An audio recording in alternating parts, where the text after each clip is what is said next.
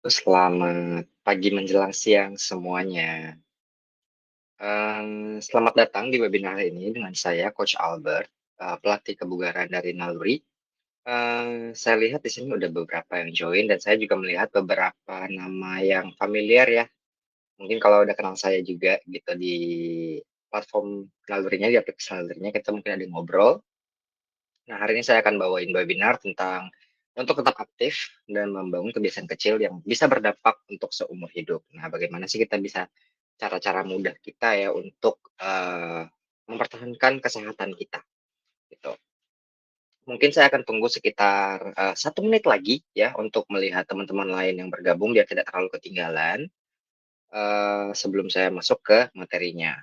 Nah, untuk teman-teman yang sudah bergabung, mungkin saya mengenalkan beberapa peraturan dulu bagi yang mungkin belum pernah mengikuti webinar ini atau mungkin yang sudah, jadi refresher ya. Pastikan menggunakan browser yang mendukung, jadi nggak terganggu untuk, mendengarkan sesi webinar ini. Pastikan koneksinya juga stabil ya, boleh tes output speaker juga sekiranya nanti ingin buka mic untuk bertanya di akhir sesi, ya. Kalau misalnya ada kendala teknis boleh banget untuk di-refresh browsernya ya. Lalu kalau misalnya ada kendala teknis lain yang belum bisa terselesaikan, boleh banget di kolom chat itu di-tag Naluri Events, nanti akan dibantuin untuk kendala teknisnya.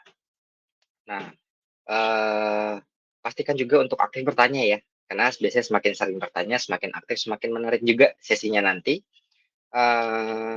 Boleh juga menyampaikan pendapat-pendapatnya di kolom chat-nya nanti ya. Nah, kalau misalnya ada yang ingin bertanya secara langsung ke saya ya, boleh di-tag di Albert di kolom chat-nya ya. Jangan lupa juga untuk kalau misalnya pertanyaannya kelasnya rasa lebih sensitif gitu ya, itu boleh dikirimkan secara anonim dengan private message ya. Jadi biar, tersamarkan identitasnya gitu ya.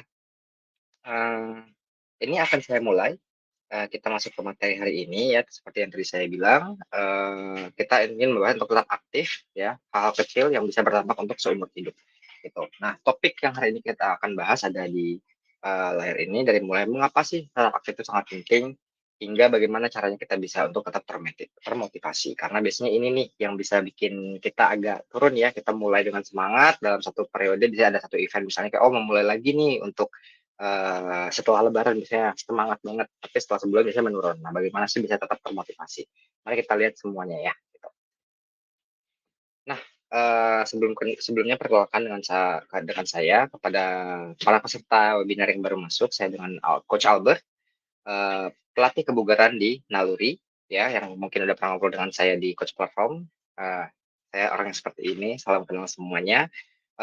Saya lulusan sarjana ekonomi dari Universitas Bina Nusantara dan saya sudah tersertifikasi sebagai pelatih kebugaran dan nutrisi olahraga dari Asosiasi Pelatih Kebugaran Indonesia.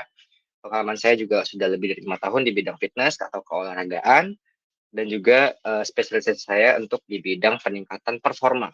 Jadi biasanya saya lebih, fokus ke pekerjaannya itu lebih ke misalnya kayak, oh ingin meningkatkan performa untuk satu, cabang olahraga gitu dan juga saya juga melatih bela diri seperti capoeira dan wushu ya. Nah, kita lanjut ke materi utama kita ya. Mengapa tetap aktif itu sangat penting gitu ya, karena sering banget kita bilang, jangan mulai menghindari kehidupan, gaya hidup sedentary atau yang cuman lebih banyak duduk daripada bergeraknya gitu kan.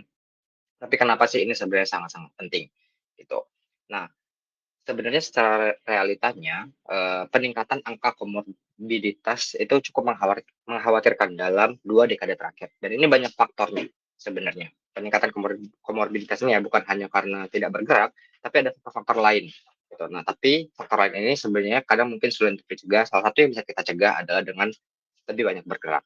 Nah, dan kenyataannya juga hampir lebih dari 70% masyarakat Indonesia memiliki gaya hidup sedentary, gitu ya. Banyak yang kerjaannya lebih banyak duduk, ya tidak banyak menggunakan, fisiknya untuk bekerja, gitu.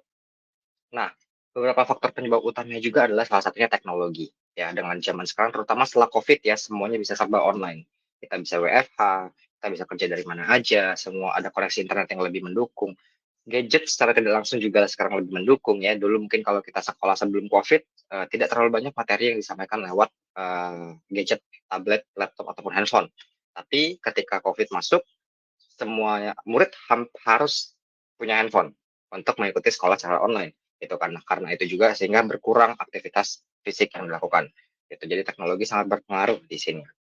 Pengetahuan dan sikap kita terhadap aktif ataupun olahraga itu juga belum terbentuk nih. Kalau misalnya kita compare dengan negara tetangga kita seperti Singapura gitu kan, mempunyai gaya hidup yang sangat aktif. Kenapa seperti itu? Karena pengetahuan mereka dan sikap mereka terhadap olahraga itu atau tetap aktif, itu sudah terbentuk dari masa sekolah gitu. Sudah diajarin, sudah dibentuk, sudah diberi pemahaman dan juga, fasilitas-fasilitas yang mendukung secara publik gitu kan, baik taman, ruang olahraga, ruang gym gitu ya. Itu semua, berpengaruh gitu dan yang nggak kalah penting juga yang menjadi faktor utama adalah manajemen waktu kita. Sering banget kalau kita terutama kalau bekerja, ya kayak, "Oh saya harus pergi bekerja itu saya rumahnya jauh, saya berangkat jam 5 pagi, saya nggak punya waktu di pagi hari untuk berolahraga karena harus siap-siap." Biar nggak telat masuk kerja kan, kerja let's say 9 to 5, jam 5 kita pulang, itu udah capek ya, sampai rumah mau istirahat sekitar jam 7, jam 8. Manajemen waktunya sangat sulit dan ketika ketemu di weekend, kita mau balas dendam, gitu kan, balas dendam untuk, beristirahat setelah dengan sangat-sangat sibuk di, weekday tadi, gitu. Nah, jadi manajemen waktunya sangat-sangat penting sebenarnya untuk mengurangi, tingkat sedentarinya kita, tapi bagaimana sih kita bisa manajemen waktunya, gitu. Nah, ini tiap orang bisa berbeda-beda, gitu. Kita lanjut dulu. Nah, sebenarnya tapi apa sih yang dianggap sebagai bergerak, gitu, kenapa yang dianggap sebagai aktif, gitu. Sebenarnya, kalau kita bilang bergerak atau aktif, banyak banget yang berpikir itu adalah, "Oh, saya harus ke gym," atau "Saya harus ada punya sesi olahraga yang spesifik," gitu kan. Sebenarnya itu nggak terlalu perlu seperti itu kok, gitu. Ketika kita bisa ke gym, kita punya waktu spesifik, itu bagus banget, gitu. Nah, ini biasanya kalau misalnya kita bagus banget untuk bisa punya waktu seperti itu, kita punya porsi fokus latihan yang lebih baik. Nah, ini bisa membantu untuk hal-hal lain juga, contoh seperti yang ada di layar saya, ada adaptasi otot dan juga manfaat metabolisme dan juga, pengurangan resiko penyakit jantung dan penyakit kronis lainnya, ya. Nah, tapi apakah harus saya punya waktu seperti itu? Kalau saya nggak punya waktu gimana? Seperti yang tadi kan, kalau saya pergi kerja, lalu pulangnya terlalu malam. Nah, sebenarnya nggak cuman dari satu sisi spesifik kok yang kita bisa mendapatkan manfaat ini, gitu. Kita bisa dapetin manfaat ini dari hal-hal kecil sebenarnya, hal simpel. Contoh sesimpel kayak misalnya, oh kita lebih pilih banyak berjalan atau naik tangga, kita lebih pilih untuk, membawa barang-barang kita sendiri dibanding pakai porter misalnya kalau kita traveling, untuk dinas luar kota, di bandaranya gitu kan. Eee, Banyak hal yang bisa kita kerjakan secara manual, secara fisik untuk membantu kebugaran kita sebenarnya gitu. Bahkan sesimpel mindahin meja sendiri, mindahin bangku sendiri, gitu kan, itu sangat membantu, gitu. Nah, jadi, adaptasi otot yang kita bisa dapatkan mungkin nggak banyak, tapi biasanya akan sangat membantu, gitu. Manfaat metabolisme pastinya semakin kita banyak bergerak ya, tadi kalau misalnya ada satu sesi khusus bagus, kalau misalnya nggak ada, perbanyakin bergerak juga akan membantu untuk, meningkatkan metabolisme kita, gitu. Dan pastinya tadi ya, mengurangi resiko-resiko penyakit jantung, sehingga tidak resiko-resiko penyakit lain juga nggak terlalu menyeramkan buat kita karena kita tahu kita mempunyai pola hidup yang sehat. Bahkan kalau misalnya kita nggak olahraga tapi kita cukup aktif, itu sangat-sangat membantu. Nah, dan pada kenyataannya kalau misalnya kita bandingkan sebenarnya, orang-orang yang bisa bergerak lebih banyak secara akumulatif ya, misalnya kayak, "Oh saya mungkin nggak ada olahraga 2 jam dalam seminggu," gitu kan. Kalau saya 2 jam dalam seminggu, let's say saya seminggu 4 kali itu satu sesinya 30 menit, gitu kan. Nah, saya nggak dapet nih sebenarnya untuk punya waktu 30 menit seperti itu, tapi ternyata saya akumulasiin nih, 5 menit sehari, terus saya jalanin sampai seminggu, gitu kan. 5 kali 7, itu saya udah bisa, eee, mendapatkan jumlah yang lumayan sebenarnya untuk kapasitas saya, gitu kan. Nah, kalau kita lihat secara grafik ini, in the end ketika orang-orang yang punya regular activity itu ya banyak, jadi bisa ngumpulin, waktu yang lebih banyak juga ujung-ujungnya akumulasinya. Gitu. Jadi kalau misalnya olahraganya kecil-kecilan, tapi misalnya berkali-kali juga di dalam sehari, itu juga boleh-boleh banget dan itu akan terakumulasi sebenarnya, ya. Nah, seperti saya bilang tadi, akumulasikan olahragamu, gitu kan. Jadi sebenarnya olahraga itu nggak harus, spesifik, harus, oh 2 jam selesai, 1 jam selesai gitu, nggak juga. Sebenarnya kayak jalan 5 menit, kalau misalnya satu hari saya bisa dapetin 6 kali jalan 5 menit gitu kan, misalnya setiap break saya jalan, setiap ada satu sesi meeting selesai, saya jalan 5 menit dulu. Kalau saya kumpulin, itu bisa terkumpul jadi 30 menit, itu dalam sehari, let's say, gitu kan. Nah, kalau misalnya kita kumpulin sampai 7 hari, kita bisa dapat jauh lebih banyak lagi, gitu. Bukan hanya jalan, tapi bisa juga dalam bentuk latihan-latihan lain. Contoh misalnya push up atau squat yang paling gampang dan bisa lakukan di mana aja. Kalau jalan mungkin kerasa kalau saya mundur-mandir doang bosen. Atau misalnya kalau mau jalan yang muter lapangan, agak jauh lapangannya gitu dan bolak-balik ke kantornya jadi susah gitu kan. Nah, bisa juga sebenarnya kita lakuin latihan kekuatan lain. Contoh seperti kayak, oh saya nyicil push up hari ini gitu. Pagi 5 kali, siang 10 kali gitu. 10 kali itu less than 1 minute harusnya gitu kan. Atau let's say maksimal maksimal 1 menit gitu untuk 10 kali. Dan push up-nya nggak harus kalau, oh harus push up full yang di lantai seperti pada umumnya, enggak juga. Push up di tangannya di meja boleh, di tembok boleh gitu kan. Jadi yang lebih ringan juga nggak apa-apa, tapi dikumpulin. Nah, ketika saya bisa ngumpulin itu seperti itu, misalnya contoh, oh saya 10 kali deh, dalam satu hari satu sesi gitu kan, 10 kali aja, tapi ternyata dalam sehari saya bisa dapetin 6 sampai 7 kali. Gitu. Saya udah dapat 70 kali push up dalam sehari itu dan ini sangat-sangat membantu sebenarnya, gitu kan. Nah, bergerak aktif tadi saya bilang ya melakukan sesuatu secara manual, itu semua juga akan membantu berkontribusi. Contoh kayak saya ketika ke pasar, kita sekarang sangat umum ya melihat kalau ke pasar itu bawa belanjaan banyak itu pakai semacam troli yang kecil gitu. Nah, saya masih berusaha manual gitu. Walaupun itu sangat efisien dan sangat membantu ya, tapi saya masih berusaha manual ya akhirnya, dapat sedikit olahraganya dari situ untuk angkat barang yang cukup banyak gitu kan. Nah, sesimpel berdiri juga bisa dianggap bergerak aktif sebenarnya ya. Tadi kita bilang sedentary itu kalau misalnya kita secara definisi kan perbandingan banyaknya kita duduk dengan banyaknya kita bergerak sebenarnya. Tapi sebenarnya berdiri itu walaupun kita berdiri diam, itu bisa dianggap sebagai, bergerak. Karena kita bukan di posisi tubuh yang lagi resting position atau posisi beristirahat, gitu. Nah, itu kenapa makanya ada juga orang-orang yang mungkin bekerja dengan standing desk atau meja yang, cukup tinggi, jadi kerjanya sambil berdiri, gitu. Nah, ini juga sangat-sangat, membantu untuk, long term kesehatan kita. Nah, sebenarnya kalau dari hal ini kita bisa lihat ya, nggak perlu sebenarnya olahraga itu nggak harus sempurna gitu, tapi terus dilakukan. Karena sebenarnya kalau olahraga singkat itu jauh lebih baik dan akan lebih bermanfaat daripada kita nunggu waktu yang sempurna, tapi nunggu dulu nih, tapi nggak datang-datang, kita nggak tahu kapan gitu kan. Misalnya kan banyak banget yang mau olahraga, "Ah, tapi saya nggak punya waktu, saya belum beli equipment-nya, saya belum beli bajunya, saya nggak punya gurunya, saya nggak punya ke tempatnya." Banyak banget yang sebenarnya kayak bisa menjadi alasan untuk kita nunda-nunda gitu. Kalau menunggu semuanya perfect, kan kerjaan gak ada deadline segala macam, baru saya mau olahraga. Ya nggak olahraga kan karena kan kita nggak tahu faktor eksternal itu selesainya kapan, gitu. Tapi kalau misalnya kita mengambil kendali sendiri, "Oh saya mulai dulu aja sekarang kecil-kecilan." Nah itu akan mengalahkan, sesi sempurna yang tadi, karena kita bisa terakumulasi. Sedangkan kalau yang kita tunda-tunda gitu kan kita nggak tahu kapan mulainya, gitu ya. Jadi olahraga itu nggak harus sempurna, nggak harus 100% seperti pada umumnya gitu kan, tapi bisa rutin dan konsisten dilakukan. Nah, yang berikutnya adalah, tadi kita udah ngomong banyak tentang sedentary sebenarnya. Kenapa kita harus olahraga kecil-kecilan itu juga lebih baik daripada enggak sama sekali, karena sebenarnya sedentary ini punya bahaya juga. Ada resiko kesehatan yang bisa kita dapetin dari gaya hidup yang sedentary tadi sebenarnya dan saya yakin banyak di sini mungkin yang udah merasakan hal seperti ini. Cuman mungkin nggak sadar ini bagian dari resiko atau bukan atau normal, gitu kan. Nah, kita coba lihat resikonya apa aja sih sebenarnya, gitu kan. Komplikasi yang sering kali terjadi kalau misalnya kita kurang bergerak gitu ya, bahkan bukan kurang berolahraga nih, kurang bergerak. Cuman banyak duduk, kita naik Transjakarta atau naik, kereta itu banyak duduk ya, berusaha untuk cari tempat duduk, beberapa komplikasi umum yang sering terjadi adalah gula darah yang nggak stabil, gitu. Kita makan itu cukup sering ya, minimal 3 kali, 2 kali sehari, itu belum dihitung dengan snack, gitu.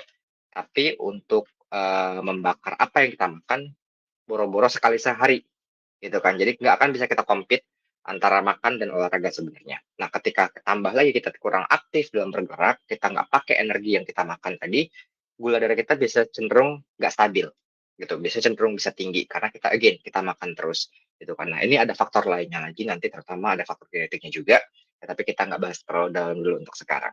Nah, sirkulasi darah juga biasanya cukup buruk. Ini bisa salah satu contohnya adalah selain, jantung dan paru yang lemah, tapi juga bentuk, sirkulasi yang kurang baik, yaitu ngos-ngosan. gitu. Jadi kalau misalnya, "Oh saya naik tangga 1 lantai, kok udah ngos-ngosan ya?" Gitu. "Saya naik tangga 2 lantai udah capek, saya jalan berapa ratus meter udah mulai ngos-ngosan, keringatnya banyak." Gitu kan. Nah sebenarnya kan kenapa sih kita bisa ngos-ngosan ini, adalah kurangnya oksigen yang masuk atau tersirkulasi dalam tubuh kita, gitu. Nah, oksigen ini dibawanya dari mana? Ya dari darah tadi. Nah ketika kita kurang bergerak, darah kita juga sirkulasinya memburuk, gitu. Jadi, jantung kita juga ikut lemah, ketika semakin lemah, dipompanya lebih sedikit. Biasanya mungkin 1 kali pompa, berapa liter. Ini biasanya volumenya makin menurun ketika kita, kurang aktif atau kurang berolahraga. Sehingga, nah ini akan menyebabkan penyakit-penyakit lainnya juga, gitu. Nah, komplikasi lainnya yang juga sering dirasakan ya, gitu ya, itu adalah otot yang kaku. Pinggangnya mulai pegel, gitu kan, kakinya mulai pegel, gampang pegel, gampang kaku, gitu kan. Biasanya kalau contoh paling gampang kalau misalnya kita berdiri dengan lutut yang lurus, coba pegang jempolnya, gitu, pegang jempol kakinya. Biasanya nggak semuanya bisa melakukan itu juga salah satu bentuk otot yang kaku. Nah, ketika otot yang kaku seperti itu, komplikasinya lagi-lagi banyak hal yang bisa terjadi, salah satunya adalah si lower back pain, pinggang yang pegel-pegel tadi, itu kan. Gampang resiko cedera, ya kan, ketarik dikit, udah langsung, bisa robek ataupun keseleo, gitu. Nah, jadi hal-hal ini semua bisa terjadi hanya dengan karena kita kebanyakan duduk atau bukan banyak, tapi kurangnya beraktivitas, gitu. Jadi semakin kita duduk, banyak duduk, ya nggak berolahraga, maka resikonya juga semakin tinggi, gitu. Nah, saya mau bahas sedikit tentang insulin, gitu ya. Tadi salah satu komplikasinya adalah kan gula darah yang nggak stabil. Sebenarnya bagaimana sih gula gula darah itu bisa nggak stabil, gitu kan. Jadi tubuh kita itu kalau kita makan dan kita mengkonsumsi sesuatu, apapun itu walaupun tidak manis, gula darah kita itu akan naik untuk, mencerna makanan tersebut. Nah, ketika gula itu naik, tubuh kita dari pankreas mengeluarkan yang namanya hormon insulin. Ini untuk menetralkan si, gula darah tadi. Jadi kalau dia naik 10, dia keluarin biar turun lagi ke normal, gitu kan. Nah, ketika ini sering terjadi, gitu kan, terutama kalau misalnya gula darah yang naiknya terlalu ekstrim, contoh kita nggak dengan perut kosong tiba-tiba minum bubble tea di pagi hari, gitu kan. Ketika naiknya di ekstrem, akan sering dikeluarin juga nih insulinnya. Nah, ketika nggak turun-turun, lama-lama hormon insulin ini jadi nggak, efisien, nggak efektif. Bisa kita sebut sebagai nggak sensitif lagi, gitu. Jadi ketika dia keluar insulin pun, gula darahnya nggak akan turun, turunnya akan sulit. Nah, ini salah satu faktornya seperti apa biar dia nggak kebanyakan keluarin insulin ini, biar nggak insensitif gitu kan, biar masih tetap efektif gitu. Nah, salah satunya adalah dengan berolahraga atau tetap aktif. Ketika otot kita bergerak, gitu kan, sesimpel kita berjalan kaki atau kita jalan sambil bawa tas yang cukup berat misalnya gitu kan, atau bawa sesuatu di tangan, otot kita kan terpakai. Nah, untuk otot kita mau bergerak itu menggunakan energi. Jadi gula yang kita makan tadi, gitu kan, atau gula darah yang naik tadi itu bisa langsung diserap oleh sel otot kita untuk langsung dipakai. Ketika ini dipakai, insulinnya nggak keluar nih, kenapa? Karena kan dia udah turun duluan. Dipakai oleh otot kita. Nah, ketika ini terjadi misalnya kayak, kita nggak bergerak, insulin kita mulai nggak efektif, ya kan. Nah, penyakit-penyakit lain bisa muncul, penyakit metabolisme seperti pandangan yang mulai kabur, ya gula darah tinggi yang bisa menjadi, diabetes. Kita gampang lapar, tapi nggak gampang kenyang, ya tangan mungkin kadang sering kayak kesemutan atau gemeteran, gitu kan. Gampang haus, ya ada spot-spot hitam di kulit kita, ya dan juga gampang capek. Istirahat cukup, makan banyak, tapi, gampang capek jadinya, kayak dikit-dikit ngantuk.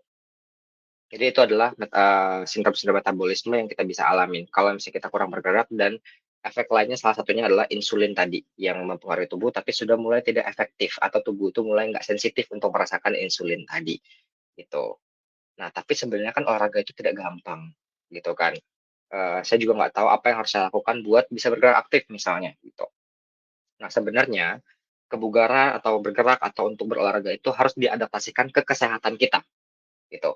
Tentu di sini kita punya background yang berbeda-beda, ada yang mungkin sehat secara normal, ada yang punya kondisi-kondisi tertentu, ada yang punya obesitas, ada yang punya gula darah tinggi misalnya, ada yang mungkin punya kolesterol atau penyakit-penyakit lainnya, gitu kan. Nah, hal-hal tersebut itu harus disesuaikan gitu olahraganya. Jadi nggak semuanya nggak yang kayak, "Oh saya ikut, workout YouTube aja deh," gitu, "Saya ikut, ABCD aja deh, saya ikut ini aja deh," gitu kan. Nggak semua seperti itu, tapi harus diperhatikan dulu Saya butuhnya apa sih? Oh, kalau saya punya gula darah tinggi, gitu kan, olahraga apa yang saya bisa lakukan dengan resiko-resiko yang tadi itu, gitu. Nah, olahraga yang bisa dilakukan apa aja itu bisa didiskusikan dengan, fitness coach-nya. Kalau misalnya ada ke gym, boleh ngobrol dengan PT-nya, yang biasanya akan diarahin, tapi pastikan juga kita beritahu bahwa saya punya kondisi existing yang seperti ini, gitu. Nah, ketika kita punya hipertensi, kita tahu detak jantung kita tekanan darah kita itu cukup tinggi, gitu. Nah, apa sih yang bisa kita lakukan untuk olahraganya? Sudah pasti misalnya contoh yang, oh kalau misalnya dikasih kardio, ikut yang HIIT, itu harus berhati-hati. Harus punya pengawasan yang sangat-sangat, cukup. Kalau misalnya nggak ada pengawasannya maka bisa berbahaya, gitu kan. Nah, kalau kita punya, kondisi lain seperti artritis, gitu kan, persendiannya nggak enak nih, nyeri, atau mungkin ada yang punya hypermobilitas yang gampang banget, yang lentur banget dan bisa dislokasi. Apa yang harus dilakukan untuk memperkuat hal tersebut dulu. Jadi harus olahraganya itu, eee, menyesuaikan dengan kondisi kita dulu, baru nanti kita bisa bertahap untuk ke yang lebih umum olahraganya, gitu ya. Nah, tapi bukan hanya itu, eee, segala rutinitas juga harus dipersonalisasi sebenarnya. Selain tadi ya udah ada, penyakit existing kita yang harus diadaptasikan olahraganya, kita harus personalisasi juga, karena kegiatan tiap orang itu bisa berbeda-beda, gitu ya. Contoh misalnya kita punya perbedaan budaya ya, orangnya mungkin pernah sekolah di luar negeri atau mungkin yang, berusaha mengadopsi gaya hidup di luar negeri, mungkin akan mencoba banyakin jalan karena budaya seperti itu, gitu kan. Tapi kalau misalnya yang, kita banyak duduk dari kecil, maka budaya hidupnya juga akan berbeda, ya kan, dikit-dikit naik kendaraan, baik kendaraan pribadi atau kendaraan umum. Jadi ini harus disesuaikan. Tapi ini bukan berarti kayak kita harus mengubah gaya hidup kita yang budaya kita tadi ya, tapi lebih ke bagaimana kita bisa mengadopsi, eee, kegiatan kita terhadap perbedaan budaya tadi. Contoh misalnya kalau saya bekerja dengan teman yang, terbiasa untuk jalan kaki dan saya sendiri mungkin lebih suka kayak pakai kendaraan pribadi, gitu kan. Nah, ketika saya ingin menambahkan aktivitas saya bisa aja ikutin teman saya jadinya, kayak, "Ah, saya ikut jalan deh." Gitu, karena ada yang nemenin, kalau saya jalan sendiri saya nggak demen, gitu kan. Nah, jadi hal-hal tersebut kita bisa adaptasikan, gitu. Nah, lihat juga pekerjaan kita seperti apa. Kalau kita pekerjaannya memang sangat-sangat banyak di depan komputer dan banyak duduk, itu sangat sulit untuk, eee, bergerak secara fisik ketika bekerja, gitu ya, maka udah harus lebih pasti lagi bahwa olahraganya itu tidak boleh yang harus jauh-jauh, gitu kan. Contohnya misalnya kalau misalnya, saya sedang bekerja dan saya mau olahraga nih, setelah webinar ini misalnya gitu kan, oh saya push up dulu deh 10 gitu. Saya nggak harus keluar, saya nggak harus ke gym, saya nggak harus ke tempat yang spesifik, tapi saya bisa lakuin di mana pun, gitu. Jadi harus bisa disesuaikan. Jangan saya tahu pekerjaan saya banyak duduk dan saya harus di depan komputer, depan laptop standby, tapi saya maunya main tenis, gitu kan. Nah, itu sangat impossible jadinya. Jadi harus disesuaikan juga gitu, dan lagi-lagi sesuaikan dengan kemampuan, itu. Ini yang sering terjadi juga, banyak banget yang misalnya masih kurang bugar tapi ingin, ikut olahraga yang terlihat keren atau terlihat menyenangkan, dengan intensitas yang cukup tinggi. Akhirnya biasanya badannya sangat-sangat pegel besok-besoknya, atau ada resiko cedera yang terjadi dan akhirnya mereka nggak lanjut lagi olahraganya. Gitu. Nah, jadi sesuaikan dengan kemampuan dulu dan bertahap untuk naikin, tingkat intensitasnya. Jadi memang nggak ada satu olahraga yang cocok untuk semuanya. Kalau misalnya kita bilang harus dilakukan, ada, gitu ya. Tapi kalau untuk cocok, cocok nggak sih, untuk saya untuk ngelakuin ini? Belum tentu. Nah, dan itu harus dicari, dan faktor-faktornya tadi itu banyak ya, perbedaan budaya, pekerjaan, kemampuan adalah salah tiganya, gitu. Dan biasanya yang membuat kita sulit bergerak itu juga adalah beberapa faktor lain yang menghalangi kita, gitu kan. Seperti pekerjaan kantoran gitu. Pekerja kantoran biasanya salah satu problemnya adalah, saya nggak punya waktu gitu kan, waktunya terbatas.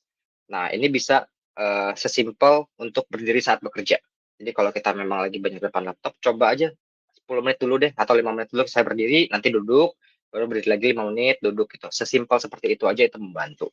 Pilih menggunakan tangga, misalnya kalau memang, kantor di lantai 40 gitu kan, naik ke 39, baru satu lantainya naik tangga, atau sebaliknya naik dulu satu 2 lantai baru naik lift, boleh. Kalau kuat naik 40 lantai silakan, tapi waktunya ya jangan sampai telat gitu. Nah, seperti yang saya bilang tadi, olahraga pilih yang singkat atau yang mudah dilakukan dimanapun seperti squat ataupun, push up yang bisa dilakukan dimanapun gitu. Nah, kalau misalnya semisal kita udah lansia, Itu untuk orang-orang Asia mungkin, di sini, para peserta webinar di sini punya orang tua yang ingin diajak untuk lebih bergerak, bagaimana sih olahraganya? Nah, ini kita bisa dengan, mulai dengan berjalan dulu.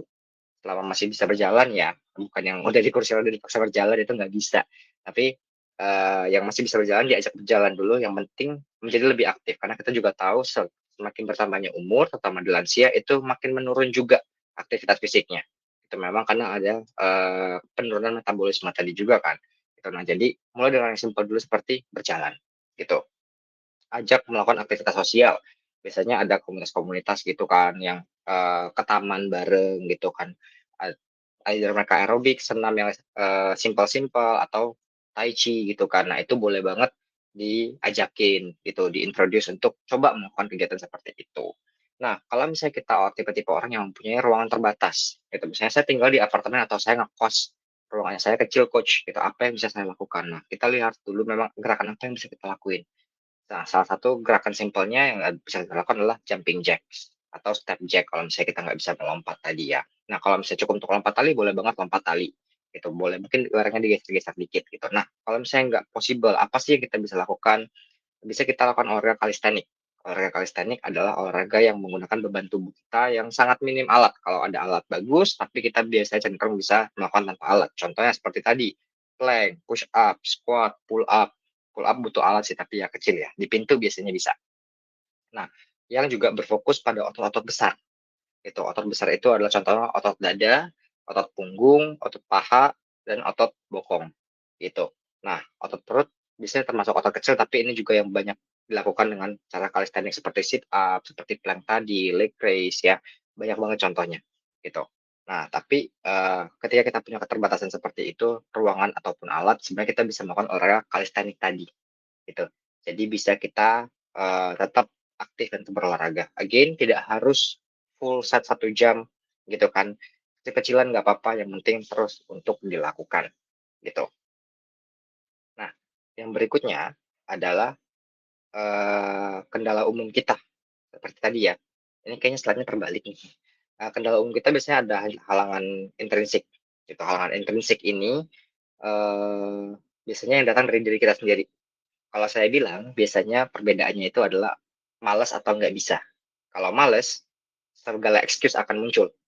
Kalau nggak bisa, biasanya nggak akan ada alasan dia memang nggak bisa ngelakuin, gitu kan. Tapi ketika bisa dia akan lakuin, biasanya, gitu. Nah, beberapa contoh yang sering terjadi di sini adalah waktu, gitu kan. Waktu seringkali dianggap sebagai penghalang untuk berolahraga, "Saya nggak punya waktu, Coach." Padahal sebenarnya bisa dicicil 5 menit, 1 menit, 3 menit itu bisa banget. Dulu sempat ada ngetren 7 minute workout. Gitu kan, di bawah 10 menit tuh. Jadi itu juga sempat ngetren dan mungkin sekarang hilang lagi, tapi sebenarnya waktu kalau misalnya kita mau, bisa banget banyak banget solusi yang kita bisa lakukan, seperti yang saya sudah bahas tadi di slide-slide sebelumnya, gitu. Tempat juga begitu, saya nggak punya tempat olahraga Coach, saya nggak bisa ke lapangan, di sini nggak ada gym, nggak ada ini, nggak ada itu. Eee, Bener, tapi lagi-lagi olahraga itu tidak harus, punya sesi yang khusus gitu. Selama kita mau, kita bisa melakukan dengan tempat yang terbatas gitu. Dan motivasi, motivasi ini yang paling sulit, karena motivasi itu sebenarnya sangat baik untuk membantu kita mulai, tapi tidak pernah bertahan, dan ini normal gitu ya. Motivasi itu memang nggak pernah banget, normal, apa, nggak pernah banget untuk bertahan se untuk terlalu panjang waktunya. Makanya kita ada yang sebutnya perbedaannya adalah motivasi dan inspirasi, gitu kan. Motivasi itu nggak pernah long lasting dan biasanya cukup singkat lastingnya, paling lama seminggu, tapi inspirasi bisa lebih lama, gitu. Karena inspirasi juga benar-benar dari intrinsik banget, sedangkan motivasi biasanya dari luar, gitu. Nah, tips singkat yang mungkin saya bisa berikan untuk tadi ya, hal-hal tadi yang kita bisa tackle gitu ya. Kalau misalnya kita waktunya terbatas, ya bagi menjadi 5 sampai 6 sesi, bahkan bisa sampai 10 sesi. Ya, seperti yang saya bilang tadi dibanding satu sesi yang sangat-sangat panjang. Satu sesi 1 menit itu jauh lebih baik daripada nggak dapat satu sesi yang panjang tadi, gitu kan. Nyicil-nyicil jauh lebih baik, gitu. Tempat seperti yang saya bilang juga tadi, sesuaikan, dengan kondisi, gitu. Kalau misalnya memang kondisinya tidak memungkinkan, jangan pilih olahraga tersebut. Kalau saya pengennya badminton, tapi saya nggak punya lapangan badminton, nggak punya teman untuk main badminton, ya jangan dilakukan itu, pilih yang lain, gitu. Nah, motivasi, itu sebenarnya motivasi itu Saya bilang tadi ya dari luar sebenarnya, kalau dari dalam itu sulit. Nah, tapi anehnya, menariknya di olahraga itu dia motivasi itu berbanding terbalik dengan bergerak, gitu. Nah, kalau misalnya kita biasanya itu melihat sesuatu ya, "Oh, saya termotivasi nih, saya lihat si A melakukan ini, saya mau gerak," gitu jadinya. Itu jarang banget terjadi, biasanya yang lebih ketika motivasi itu sudah hilang, kita hanya bisa mengandalkan disiplin. Biasanya justru kalau kita udah mulai bergerak, motivasinya ikut naik. Jadi kebalik banget nih, kalau nungguin motivasi biasanya nggak maju-maju, gitu. Tapi kalau misalnya kita gerak dulu aja, motivasinya bisa meningkat. Selama kita juga masih enjoy dengan, aktivitas kita tadi ya. Nah, tadi saya bilang mengandalkan disiplin. Kalau misalnya kita nggak disiplin, itu gampang banget untuk kayak, "Oh, saya hari ini nggak usah olahraga deh, lagi nggak mood," gitu kan, atau, "Saya lagi capek banget," gitu. Tapi bayangin kalau misalkan kita tetap berusaha disiplin, gitu kan, "Oh, saya hari ini harus olahraga karena kemarin saya udah off 2 hari ini," gitu. "Hari ini harus olahraga, walaupun saya nggak mood, saya mulai dulu aja deh.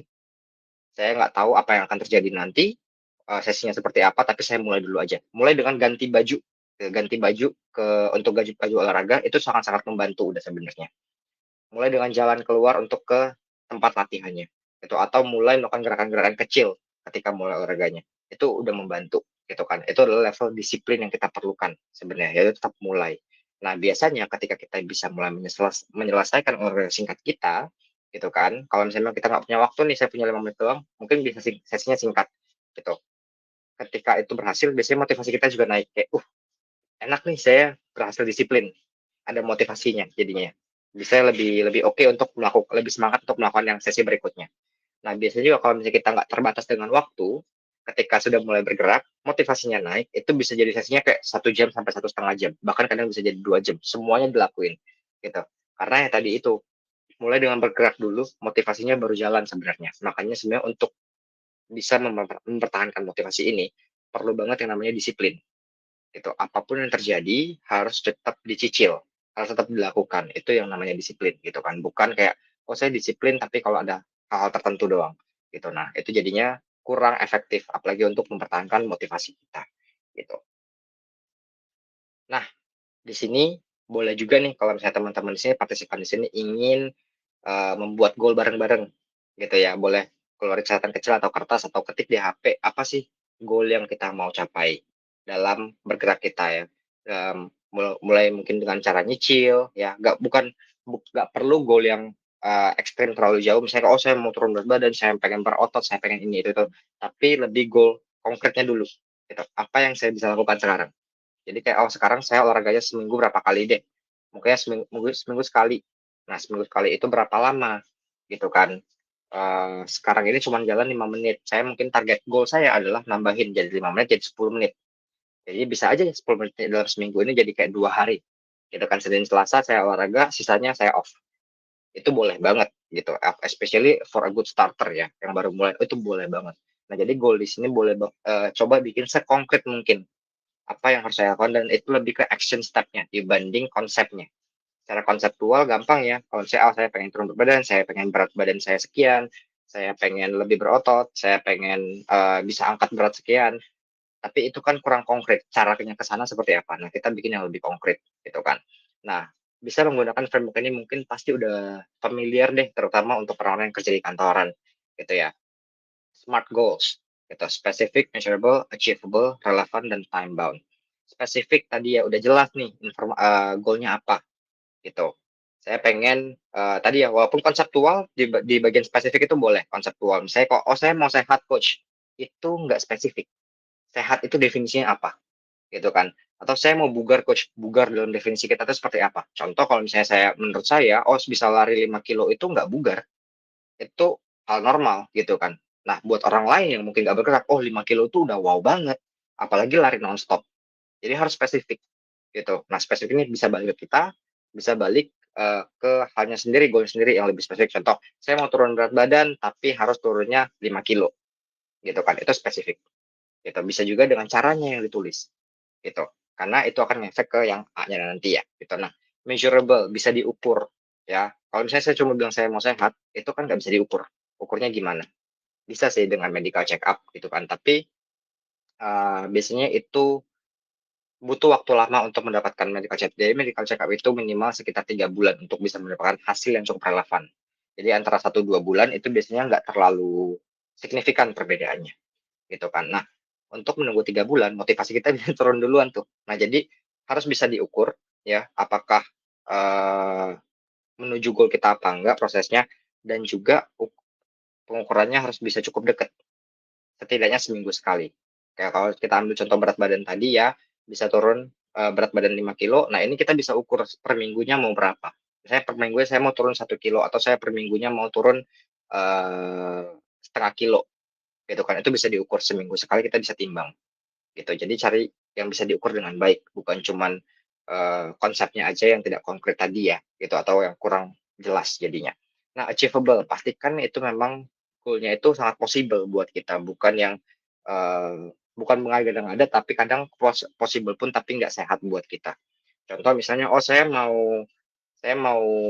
bisa lari maraton dalam 3 bulan." Tapi, kalau dilihat secara jadwal saya, dari jadwal bekerja saya, itu nggak mungkin saya bisa latihan. Itu sudah tidak achievable, nggak realistis, gitu kan. Nah, jadi goal juga harus sangat-sangat realistis sebenarnya. Semakin tidak realistis, semakin gampang juga kita hilang motivasi, karena dalam 1, 2 minggu awal kita udah lihat nggak ada progres nih, gitu, biasanya udah mulai menurun dan nggak dilakukan, gitu. Jadi harus yang cukup achievable dan realistis kan. Tetap menantang, nggak terlalu mudah, tapi tetap bisa tercapai, gitu. Dan juga harus relevan, gitu. Kalau misalnya contoh saya pengennya bisa berenang jauh, saya pengen ikut lomba renang. Gitu kan. Tapi yang saya lakukan, planning saya adalah dengan turun berat badan, latihan pull up, dan lari, nggak ada renangnya, gitu kan. Nah, itu jadi nggak relevan terhadap goal saya untuk pengen bisa renang, atau saya pengen lomba renang, gitu kan.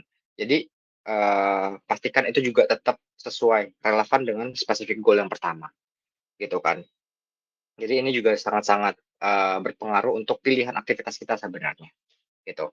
Nah, time bound, pastikan ada waktu spesifiknya. Kalau misalnya kita biasanya nggak ada waktunya, itu lebih gampang lagi untuk nggak dilakukan, gitu. Karena ya nggak ada target, nggak ada deadline, gitu kan. Kalau misalnya, "Oh, saya mau turun berat badan nih di Juni," misalnya, ini kan udah pertengahan Mei ya, "Saya pengen turun berat badan di Juni, saya pengen turun 3 kilo karena ada sesuatu yang harus saya lakukan, dan untuk, itu saya harus turun 3 kilo," misalnya seperti itu.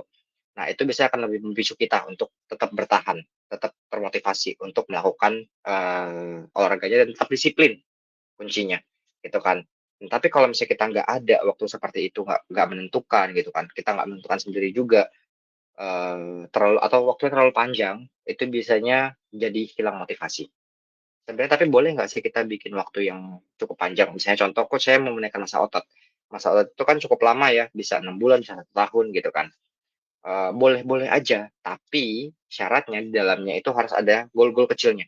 Contoh, dalam 1 bulan pertama apa nih yang saya lakukan, gitu. Bulan kedua apa yang harus saya lakukan, gitu. Jadi, ketika kita punya goal panjang boleh-boleh aja, tapi diperkecil lagi, block time-nya itu kurang lebih seperti apa yang bisa kita lakukan, again secara konkret. Kalau nggak konkret dan masih konseptual, biasanya akan sangat sulit untuk dilakukan jadinya. Nggak akan jelas soalnya untuk melakukannya, gitu ya. Nah, tetap termotivasi ya, tadi saya bilang salah satu contohnya adalah dengan cara lebih, disiplin. Tapi disiplin ini sebenarnya juga nggak gampang, gitu kan. Saya akuin itu sangat-sangat sulit untuk sebagian orang, gitu. Nah, itu bisa dimulai dengan penumpukan kebiasaan dulu, gitu. Kebiasaan kita kalau kita sudah terbiasa untuk bangun pagi, gitu kan, ya kita nggak kalaupun kita kurang tidur, kita akan bangun pagi, mungkin siangnya aja akan ngantuk, tapi itu sebuah kebiasaan yang tertumpuk. Nah, jadi untuk membangun disiplin juga tadi, dari hal kecil juga boleh, gitu, biar kebiasaannya terbentuk. Kalau misalnya, oh saya tiap jam 12 saya push up dulu, baru saya makan siang, 10 kali, gitu kan. Ketika ini dilakukan cukup sering, ini akan terbentuk kebiasaannya, gitu. Jadi kalau misalnya nggak olahraga, ada yang kurang, gitu kan, bisa aja seperti itu. Nah, ketika kita menumpuk kebiasaan yang buruk, kebiasaan, "Oh ya saya istirahat kerja, saya duduk dulu deh, nyantai dulu, baru makan, habis makan saya punya waktu, saya tidur siang." Itu kan kebiasaan tertumpuk juga, gitu. Jadi ketika nanti mau mulai pun kayak, "Aduh tapi ini bisa jam saya tidur siang," jadi kayak, "Aduh harus ganti ini jadi nggak tidur siang," gitu kan. Nah, biasanya tuh harus mulai diganti. Jadi bisa kebentuk disiplinnya, kebiasaan baiknya juga tertumpuk dan bisa menjadi baik, lebih lebih baik lagi, gitu. Nah, akuntabilitas sebenarnya ini lebih ke kayak, akuntabilitas itu lebih ke untuk kita bisa mengandalkan diri sendiri, sebenarnya lebih ke situ, ya. Kalau misalnya kita, nggak tipe orang yang nggak bisa mengandalkan diri sendiri, maka kita harus mencari teman atau orang yang bisa membuat kita kayak tetap sesuai dengan ucapan kita nih. Misalnya saya bilang, "Oh, saya mau coba yang Coach Albert bilang deh, saya mau 10 kali push up sebelum makan siang." Gitu, saya mau cobain setiap hari gitu sampai Senin sampai Jumat dulu deh. Nah, tapi saya ragu nih, bisa lupa, bisa males gitu kan. Ajak temen. Teman ini bisa menjadi orang yang membantu akuntabilitas kita untuk megang ucapan kita sendiri. Ingetin gua ya buat, 10 push up atau bareng yuk push up 10 kali sebelum kita makan, gitu kan. Nah, jadi itu bisa ngebantu kita. Nah, peran teman di sini juga bukan yang kayak bisa tipikal ya kalau misalnya ketemu teman, "Alah nggak usah lah kayak gitu, udah makan aja," gitu kan. Nah, jadilah teman yang juga sangat-sangat support, gitu. Jadi, akuntabilitasnya kita bisa sehat bareng jadinya.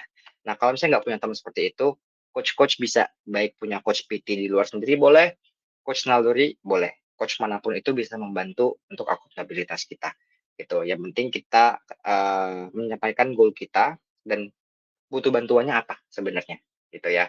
Lalu penerimaan diri ini biasanya, lebih ke orang-orang yang ingin semua serba sempurna. Gitu. Kalau saya mau olahraga harus tadi 1 jam sesinya, saya harus olahraga ini dengan pakaian yang ini, gitu kan. Ketika tidak ada satu faktor yang nggak pas, jadi nggak olahraga. Atau biasanya kalau misalnya orang-orang yang kayak, "Oh, saya udah melakukan ini, saya udah jalan 30 menit setiap hari Coach dengan diet juga, tapi berat saya nggak turun." Gitu kan. Biasanya, "Udahlah, udah gagal nggak usah lagi lah lanjutin kayak gitu, capek." Gitu kan. Nah, sebenarnya nggak seperti itu ya, ketika kita melihat penerimaan diri ini, harus melihat lebih ke seperti, apa yang kita lakukan tuh semua akan ada hasilnya. Ini pelan nggak apa, gitu kan, tapi fokus pada progresnya, menuju hasil, gitu kan. Menuju hasil itu boleh banget, tapi juga jangan lupakan progresnya. Apa yang kita lakukan sekecil apapun itu pasti akan ada hasilnya di dalam olahraga, dan ini proven. Gitu, apapun itu, gitu kan. Nah, jadi daripada kita mikir kayak, "Oh, saya udah gagal," saya misalnya kayak, "Oh, udah kemarin stop waktu lebaran ini nggak, jadi sulit mulai lagi, itu udah gagal," nggak seperti itu. It's okay, semua kegagalan itu pasti terjadi, yang penting, mempunyai mindset bahwa kita udah lakuin yang terbaik, kita selalu bisa untuk mulai lagi, gitu, ya. Nah, sebelum, saya masuk ke Q&A, gitu ya, mungkin di sini saya pengen, ada feedback form dulu ya, gitu, untuk teman-teman di sini. Eee, Boleh diisi feedback form-nya untuk sesi kita hari ini, kurang lebih sesi hari ini, untuk topik tentang aktif ya, itu seperti itu. Jadi hal kecil, apa yang bisa kita lakukan, itu semua akan berdampak untuk seumur hidup kita. Mungkin satu contoh kecil yang saya ingin berikan, seringkali mungkin kita mendengar kayak, atau melihat ya, oh orang-orang tua di China atau di Jepang itu living like very long time, ya bisa sampai umur 90-an, 100 dan juga masih kuat untuk bersepeda, kuat untuk bekerja. Sebenarnya itu juga tertumpuk dari kebiasaan kecil sehari-hari. Ya, mereka bekerja dengan secara fisik, mereka ke mana-mana pakai sepeda. Itu hal kecil yang kita kadang suka tidak perhatikan. Sesimpel itu, mereka nggak perlu dibilang ada diet khusus, nggak perlu bilang, oh, environment-nya bagus atau punya waktu olahraga yang spesifik. Sebenarnya nggak sejauh itu, dimulai dari kegiatan kita sehari-hari dulu. Gitu.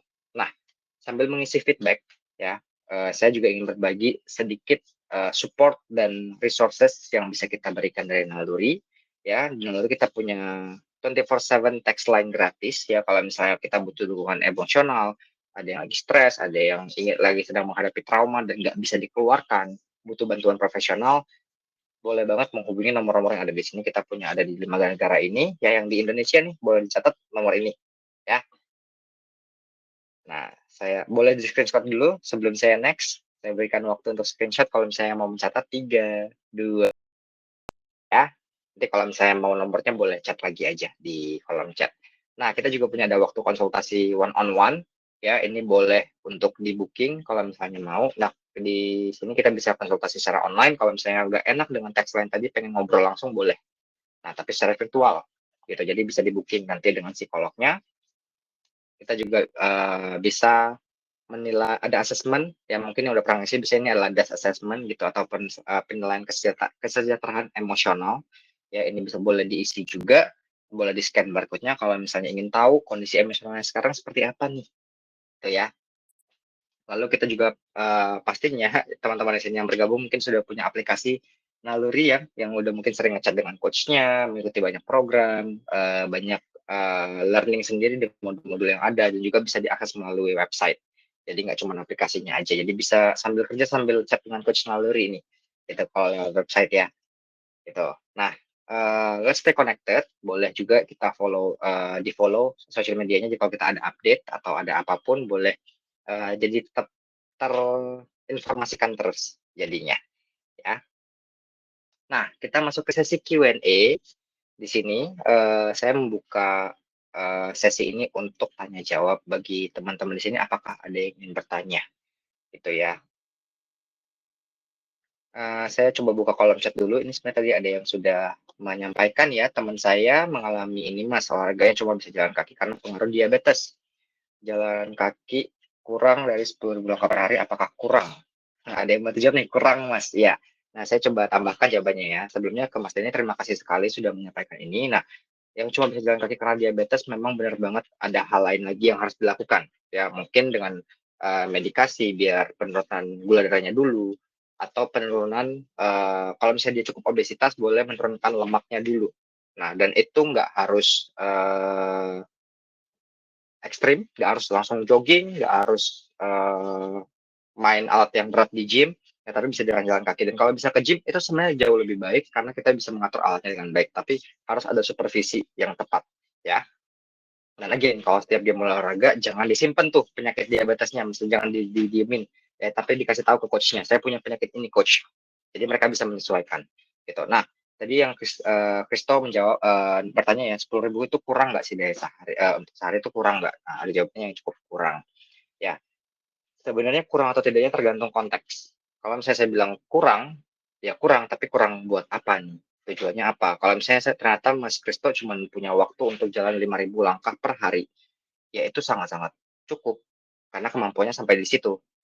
Faktor yang memungkinkan cuma sampai di situ, gitu kan. Tapi kalau misalnya ternyata bisa lebih, ya jadinya kurang kan, gitu. Nah, lagi-lagi balik apa kurang atau tidak tergantung konteksnya. Kalau misalnya kita bilang, oh saya pengen jalan kaki untuk menurunkan berat badan saya yang saya obesitas, 10.000 langkah aja kurang, apalagi di bawah 10.000. Kalau misalnya kita mau mendapatkan hasil, biasanya kita targetin sekitar 12, 15.000 sampai 20.000, if possible. Tapi kalau nggak possible, yang paling sedikit adalah 10.000 langkah tadi, gitu. Nah, di bawah 10 seperti apa? Ya sangat-sangat kurang sebenarnya kan. Justru kan karena penyakit, kondisi yang kita bisa alami sekarang dari gaya hidup sedentari itu karena berkurang. Nah, adanya langkah yang tinggi, biasanya kita mau nggak mau jadi harus ngejar langkah, banyak berjalan. Jadinya aktif. Kalau kita nggak sadar gitu kan, sebenarnya kalau kita mau kejar 10.000 langkah atau 20.000 langkah dalam sehari, dalam satu sesi, itu bisa makan sekitar 30 menit sampai 2 jam. Tergantung kita jalannya seperti secepat apa, gitu kan. Nah, semakin cepat, berarti kerja kita juga semakin berat, gitu kan. Lebih hampir kayak jalan cepat gitu jadinya kan. Kalau jalan santai, ya lebih lama lagi. Makanya kan sebenarnya untuk 10.000 langkah dibilang kurang apa enggak, again tergantung konteks. Tapi kalau kita penuhin aja jadinya kita udah bisa dibilang hampir nggak sedentary itu untuk 10.000 aja. Karena untuk mencapai itu tuh kita butuh waktu yang cukup banyak sebenarnya. Gitu. Untuk rekaman nanti harusnya bisa ya, nanti harusnya akan di-upload di community nalurinya ya. Jadi mungkin bisa dilihat dari awal. Untuk ini beberapa literasi menyebutkan bahwa jalan kaki pagi lebih efektif daripada jogging atau lari pagi. Mohon pandangannya, Mas. Nah, literasi ini harus dilihat juga, kalau misalnya kita yang suka baca literasi udah bagus banget, tapi harus dilihat konteks research mereka seperti apa, gitu. Biasanya dalam tiap research itu ada konteks tertentu, makanya kenapa diambil satu topik tertentu, ya dia dalam kasus ini kan jalan kaki pagi, gitu kan, dibanding lari pagi atau kenapa dia nggak bahasnya angkat beban pagi, gitu. Biasanya ada konteks tertentu. Tapi secara umum, terutama bagi kita yang sedentary atau bukan atlet, gitu kan, jangan membiarkan riset seperti itu atau batasan-batasan waktu membuat kita jadi nggak olahraga. Contoh, "Oh katanya pagi lebih baik, berarti saya kalau mau jalan kaki harus pagi deh." Nah, tapi karena saya nggak sempat pagi karena sibuk, harus malam bisanya, saya jadi nggak jalan, gitu kan. Karena tadi katanya lebih efektif. Sebenarnya again, efektif ini efektif ke mana? Gitu, efektif untuk jadi lebih segar di pagi kah? efektif efektif untuk jadi kerjanya lebih produktif kah? Gitu kan. Jadi harus ada yang lebih jelasnya, efektifnya ke mana, gitu. Kalau misalnya kita ngomong untuk kebugaran kita, tidak ada yang, bisa dibilang nggak efektif, semua itu akan efektif terlepas dari waktunya. Tapi yang harus kita perhatikan adalah kondisi tubuh kita. Contoh, ketika saya bangun pagi mungkin akan lebih efektif untuk saya merasa bugar gitu kan. Kenapa? Karena saya bangun pagi, saya fresh, saya bisa lebih semangat jalannya, saya masih full power untuk jalan di pagi hari, gitu kan. Tapi kalau misalnya saya udah sore gitu kan, selesai kerja, saya udah mulai capek nih badannya setelah kerja seharian, terlepas dari kerjaan seperti apapun ya. Karena kita kerja yang banyak mikir pun badannya bisa capek, gitu. Nah, untuk melakukan olahraga saya harus lihat lagi, detak jantung saya seperti apa, aman nggak, kemarin saya kurang tidur nggak. Nah jadi, lebih ke memperhatikan hal seperti itu. Makan saya cukup nggak pada hari ini. Jadi mengurangi resiko-resiko yang kita tidak inginkan, gitu kan. Nah, kalau kita compare daripada jogging dan lari pagi, efek apa yang dia mau dapetin dari jogging, gitu kan. Kalau kita lihat joggingnya sendiri terlepas dari waktu, itu kondisinya fungsinya adalah untuk meningkatkan jantung dan paru-paru kita, kemampuannya. Itu kenapa kalau kita lihat orang lari maraton, latihan maraton, ada yang pagi, ada yang siang, ada yang malam. Bahkan sampai jam 10 malam pun mereka fine-fine aja, gitu kan. Karena untuk latihan lari maraton kadang takes 2 hours, 2 jam, gitu. Dan untuk punya waktu seperti itu kadang mungkin mereka bisanya malam. Apakah itu nggak seefektif orang yang latihan pagi? Nggak juga. Ujung-ujungnya sama aja ketika mereka race bisa mendapatkan hasil yang mereka inginkan, gitu, ya. Saya pulang kantor jam 6 sore, punya waktu 30 menit untuk jalan kaki santai. Saya tidak terlalu memaksakan untuk 10.000 karena jam 4 pagi sudah bangun. Yes, itu udah bagus banget ya. Seperti yang saya bilang tadi, nggak harus pagi, tapi bisa konsisten. Daripada harus pagi, tapi cuma bisa kayak weekend doang gitu kan, malah dapatnya dikit doang gitu. Jadi punya waktu 30 menit itu jauh lebih baik ya kalau bisa dilakuin tiap hari. Itu mungkin di weekendnya kalau lebih free, nggak harus bangun pagi, bisa lebih lama gitu kan. Jadi bisa nambahin dikit. Nah itu udah bagus banget. Jadi nggak harus pagi ya, secara kesimpulannya, malam juga boleh, sore juga boleh. Olahraga yang cocok untuk penderita asam urat. Sebenarnya untuk asam urat saya akan rekomen lebih banyak yang low impact pastinya, ya jadi jangan olahraga yang, high impact karena, eee, bisa dibilang kayak tekanannya banyak ke persendiannya. Jadi coba yang low impact dulu, bisa mulai dari renang, ya, bisa mulai dari, yoga, gitu. Yoga pun harus diperhatikan, harus yang cukup beginner level, gitu. Nah, tapi untuk asam urat, harus diperhatikan ketika dia lagi kambuh, jangan memaksakan untuk berolahraga, karena semakin dipaksa bisa semakin parah.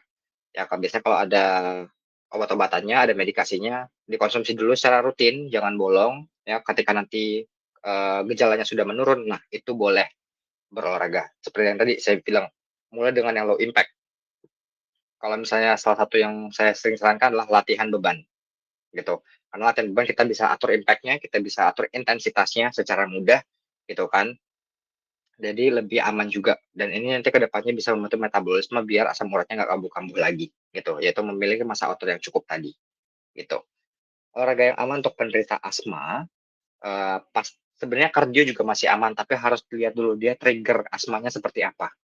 Trigger asma ini bisa berbeda-beda, ada yang stres, ada yang kambuh, ada yang debu, itu kan, ada yang memang, olahraga yang terlalu intens juga bisa berpengaruh. Nah, yang pasti olahraga apapun biasanya cukup aman. Kalau misalnya kardio, pastikan detak jantungnya dan nafasnya itu bisa diatur dengan baik. Jadi untuk yang penderita asma saya saranin untuk benar-benar belajar fokus pada nafas dulu, ya, belajar atur nafas dulu, biar nggak overwhelm. Kadang kalau misalnya kita kecapean, kita kadang nggak mikirin nafas, tapi taunya langsung ngos-ngosan aja. Nah, belajar untuk, bisa secara mindful dulu nih, dengan nafasnya sebelum, berolahraga kalau untuk orang penderita asma ya. Tapi secara umum olahraga apa yang aman, semuanya cukup aman, yang penting intensitasnya diperhatikan. Jangan langsung maksain dengan seperti orang lain, ingat kemampuan diri sendiri, gitu ya. Nah, bagaimana cara mengatur, detak jantung untuk bakar lemak ketika cuaca dingin atau pagi hari? Cuaca dingin sebenarnya nggak ngaruh, eee, yang ini, jadi cuaca dingin dari luar itu mempengaruhi adalah suhu tubuh kita jadi lebih lama untuk naik, jadi panas untuk siap untuk berolahraga, gitu. Tapi bisa aja detak jantung kita naik, tapi suhu di luar tetap dingin dan kita tetap dingin, itu bisa aja, gitu. Nah, bagaimana cara mengatur, HR-nya atau detak jantungnya ya tergantung olahraganya yang dipilih, gitu kan sebenarnya. Bisa dengan jalan kaki, bisa dengan, jogging, renang kalau kuat dingin silakan, gitu ya. Eee ya itu pastinya udah pilihannya adalah latihan kardio yang kita bisa atur detak jantungnya. Jangan pilih yang seperti sepak bola atau basket yang kita nggak bisa atur detak jantungnya gitu. Pastikan yang kita bisa stop, bisa kita tambahin intensitasnya dengan kontrol kita sendiri. Contoh kalau misalnya saya pilih untuk latihan kardio dan saya pilihan kardionya itu sepak bola daripada lari, sepak bola saya nggak bisa atur detak jantungnya. Gitu. Kenapa? Karena saya mainnya tergantung dengan bola yang datang apa enggak gitu kan. Saya nggak bisa kayak, "Oh saya udah di 120 nih, saya stop dulu ya, bentar ya." Padahal bolanya datang. Kan nggak bisa gitu kan. Atau saya kayak, saya maunya di 120 sampai 130. Ketika 140, bentar, turunin dulu 1 sampai 130. Nah, itu nggak bisa tuh, gitu kan. Nah, makanya pilih yang kita bisa atur. Kalau renang, yang punya smartwatch yang bisa dibawa renang gitu ya, bisa juga cek kayak, "Oh saya renang, saya mau pertahanin kecepatannya di kurang lebih sekian." Nah, kalau misalnya sudah lebih atau terlalu kurang, itu kita bisa atur tuh. Saya harus berhenti dulu atau tambahin kecepatannya. Ya, jadi pilih olahraga yang seperti itu, gitu ya. Untuk pekerja yang berangkatnya gelap, pulangnya gelap, apakah masih aman berolahraga saat di malam hari? Yes, tapi seperti yang saya bilang tadi, coba untuk, perhatikan kondisi tubuhnya saat itu. Terutama kalau memang udah pulang malam, udah gelap gitu kan, tidurnya kemarin berapa jam, gitu. Kalau misalnya saya sarankan ini lebih baik dicicil olahraganya. Seharian, gitu. Jadi nggak harus yang spesifik kayak saya bilang tadi kan, cicil aja. Bangun pagi sampai kantor atau sampai tempat kerja, sampai lokasi, kerjain dikit, squat 10 kali, push up 10 kali, udah lanjut kerja lagi. Gitu kan. Nanti sebelum makan siang, cicil lagi, gitu. Kalau misalnya ada yang bisa sholat 5 waktu, itu, saya sering berikan ini juga kepada teman-teman yang, bisa sholat 5 waktu, so 5 menit sebelum sholat atau pas sebelum wudhu, gitu kan. 5 kali aja atau 10 kali push up. Jadi kalau misalnya kita ikut sholat 5 waktu udah dapat 50 kali push up, gitu kan. Bisa olahraganya berbeda-beda tiap sesinya, gitu kan. Bisa kayak, "Oh saya ini push up, nanti ini saya squat, ini saya pull up," dan lain-lainnya, gitu kan. Banyak yang kita bisa lakukan. Jadi bisa cicil seperti itu juga, daripada kita ngejar malamnya, gitu. Jadi kayak malam bener-bener kita bisa full istirahat, paginya bisa segar lagi. Nah, untuk pertanyaan berikutnya, cara mengubah mindset tidak punya waktu menjadi prioritaskan waktu untuk lebih sehat dan aktif. Ini butuh konfrontasi diri sendiri kalau saya bilang gitu ya. Eee, Mengubah mindset itu nggak gampang gitu, tapi memang harus mulai melihat dari diri sendiri dulu, pentingin diri sendiri dulu gitu. Kalau misalnya kita bilang prioritaskan waktu itu susah, karena prioritaskan waktu itu untuk apa? Saya prioritaskan waktu itu untuk masak kah, untuk bekerja kah, itu kan prioritas waktu. Tapi kalau saya bilang, saya prioritas diri saya sendiri. Kerjaan saya bisa cek, saya bisa nunggu, nanti saya bisa kejar dalam 1 jam. Oh sekarang saya olahraga dulu deh, karena olahraga saya untuk saya sendiri. Saya kerja buat orang lain, gitu. Kalau misalnya saya sakit, mereka bisa replace saya. Tapi kalau saya sakit, saya harus bertahan dengan diri saya sendiri, gitu kan. Nah, jadi saya akan mengutamakan kesehatan saya. Jadi lebih daripada prioritaskan waktu, tapi lebih ke prioritaskan diri sendiri untuk kesehatan sendiri. Kesehatan dulu, baru yang lain-lain. Karena ingat, kalau kita nggak sehat, keluarga pun kita nggak bisa bantu gitu ya. Kalau misalnya dia bilang, "Oh, saya harus urus keluarga, coach." Bener, nggak salah, gitu kan. Tapi kalau misalnya kamu sakit, siapa yang urus keluarga? Seperti itu. Nah, jadi bukan masalah nggak punya waktu apa enggak, atau prioritaskan waktu, tapi lebih ke prioritaskan diri sendiri. What do you need to do now? Itu makanya ada juga kan yang bilang, "Kalau butuh healing, silakan healing." Kenapa? Karena ketika kita stres, kadang pun kita nggak bisa olahraga, gitu kan. Tubuhnya juga akan menolak. Jadi, secara emosionalnya mungkin dibenerin dulu, ya, diprioritaskan dulu, baru yang lain-lainnya akan mengikuti. Jadi prioritaskan diri sendiri untuk bisa hidup lebih sehat, lebih aktif gitu ya. Coach saya pernah baca info di medsos, apakah memang result bakal kalau itu berbeda ketika total langkah kita memang benar-benar dilakukan untuk olahraga, jalan kaki atau total langkah karena aktivitas sehari-hari? Yes, berbeda gitu. Dan, perbedaan ini tapi bukan hanya dari aktivitasnya, karena aktivitasnya intensitasnya bisa bisa berpengaruh ya gitu. Tapi ingat estimasi itu selalu adalah estimasi, bukan hal yang akurat, dan juga genetik berpengaruh. Kita sama-sama jogging, dengan pace yang sama, dengan jarak yang sama, di waktu yang sama barengan, yang kita bakar bisa berbeda. Karena komposisi tubuh kita bisa berbeda, gitu. Jadi, ini berlaku juga dengan makanan ya. Ada yang makan langsung gula darahnya naik, ada yang makan hal yang sama, gula darahnya biasa aja, gitu. Nah, ini berpengaruh juga dengan genetik kita. Nah, olahraga itu, kalau kita olahraga, bener-bener olahraga doang, intensitasnya kita bisa naikin. Jadi bisa ngebakar lebih banyak kesannya, gitu kan. Dalam waktu yang singkat. Tapi kalau misalnya kita bakar sengaja dengan jalan kaki, ya kita untuk mencapai yang sama, ya kita butuh lebih lama. Jadi ya sebenarnya kayak ke situ sih gitu. Tapi ini result bakal kalori ya, bukan bentuk kalorinya. Kalau bentuk kalorinya semuanya itu sama, nggak ada yang berbeda, gitu. Kalori adalah energi kita. Jadi nggak ada yang berbeda, cuman memang resultnya seberapa besar biasanya yang bikin beda, gitu. Apakah kopi tanpa gula dapat membantu mempercepat metabolisme tubuh? Iya dan tidak, gitu. Pada eventually itu cuma memperbanyak, mempercepat detak jantung kita karena kafein dan bikin kita nggak ngantuk sebenarnya, terlepas dari gula atau tidak, gitu kan. Tapi untuk metabolisme tubuh tidak, gitu. Metabolisme tubuh hanya bisa dinaikin dengan satu hal, yaitu, massa otot, gitu. Massa ototnya nggak naik dan massa otot kita selalu menurun masalahnya. Kalau misalnya kita nggak naik, ya metabolisme juga akan turun terus. Jadi kalau misalnya mau naikin metabolisme, naikin massa otot dengan cara latihan beban, gitu. Oke, sepertinya tidak ada pertanyaan lagi ya, dan pas banget waktunya udah juga 1 jam. Terima kasih untuk semua partisipan di sini yang sudah hadir. Saya sangat enjoy untuk menjawab pertanyaan-pertanyaannya. Semoga kita bisa bertemu lagi di sesi berikutnya, dan semoga sesi hari ini bermanfaat untuk teman-teman semua. Terima kasih, sampai jumpa semuanya.